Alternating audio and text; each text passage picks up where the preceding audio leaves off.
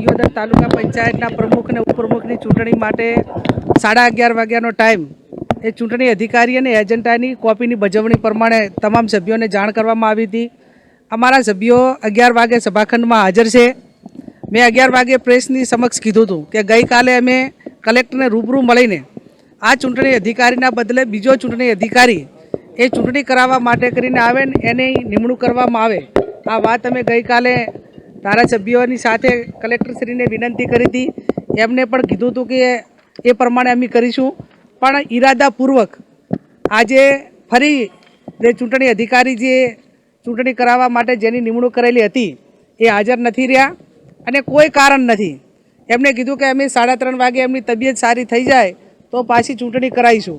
તો મારે વહીવટી તંત્રને કલેક્ટરને ચૂંટણી અધિકારીને કહેવું છે કે હવે તમે ભાજપનો ખેસ પહેરી લો અને ઘટતા બે સભ્યો એક પ્રાંત અધિકારી સભ્ય થઈને બેહે અને એક કલેક્ટર થઈને સભ્ય બેહે કે અમે ભાજપના બે સભ્યો છીએ અને બહુમતી થઈ જાય. અને એવું ના થાય તો તમે તમારી રીતે પ્રોસિડિંગ લખી અને ભાજપનો પ્રમુખ ને ઉપપ્રમુખ જાહેર કરી દો. તમારે હવે તમે બ્યુરોક્રેસી નથી, તમે ભારતીય જનતા પાર્ટીના દલાલ છો, તમે ભારતીય જનતા પાર્ટીના પટ્ટાવાળા છો, ભારતીય જનતા પાર્ટીના સભ્ય છો ને ભારતીય જનતા પાર્ટીના એક ચૂંટાયેલો પદાધિકારી નહીં પણ એક સામાન્ય ઓલો હોય એ પ્રમાણેનું તમારું વર્તન છે.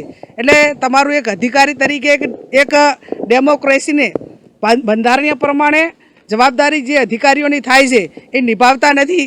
અને હવે પ્રજાએ જ્યારે આક્રોશ એક પરાકાષ્ઠ છે ત્યારે આ ગુજરાતનું વાતાવરણ એ ડોળવાની જે એમની પોતે માનસિકતા ધરાવે છે અને આટલી સહનશીલતા કોંગ્રેસના કાર્યકરો અમે બધા ધોમ ધકતા તાપમાં એક બેનને અત્યારે ડિલિવરી છે, ડૉક્ટરે એની તારીખ આપેલી છે અને ચૂંટણી 11 વાગ્યા ને 11:30 વાગ્યાની મુલતવી રાખીને 3 વાગ્યાની કરી તો એ સભાખંડની અંદર ગાડલું નાખીને એ પંખાની નીચે એ બેન સૂતી છે. એના જેટલા બીમાર તો કદાચ પ્રાંત અધિકારી નહીં હોય અને એટલી બધી એમની મેડિકલ રીતે જરૂરિયાત નહીં હોય. પણ છતાં જેમ એક આ હિટલર જે જર્મનીનો હિટલર હતો એને પણ સારું કેવડાવે એ પરિસ્થિતિનું નિર્માણ અત્યારે આ ગુજરાત અને અહીં દિયોદર તાલુકાની અંદર જોવા મળે છે. ભગવાનને પ્રાર્થના કરીએ કે આવા અધિકારીઓને આવી સરકારને સદબુદ્ધિ આપે, લોકશાહીનું હનન ના કરે અને સમય જતાં વાર લાગતી નથી. જેમ માછલી પાણીમાં તરફડે ના બધા કરેલા જે કર્મો છે એ ભગવાનને ત્યાં એ ભોગવવા ના પડે ને ભવિષ્યમાં પણ ના ભોગવવા પડે એવી હું એમની પાસે અપેક્ષા રાખું છું અને એમની પાસે ફરી વિનંતી કરું છું કે લોકશાહીને માનીને આ 3 વાગે તમે ચૂંટણીનો સમય આપ્યો છે તો 3 વાગે તમે ચૂંટણી કરાવો અને લોકશાહીને માન આપો.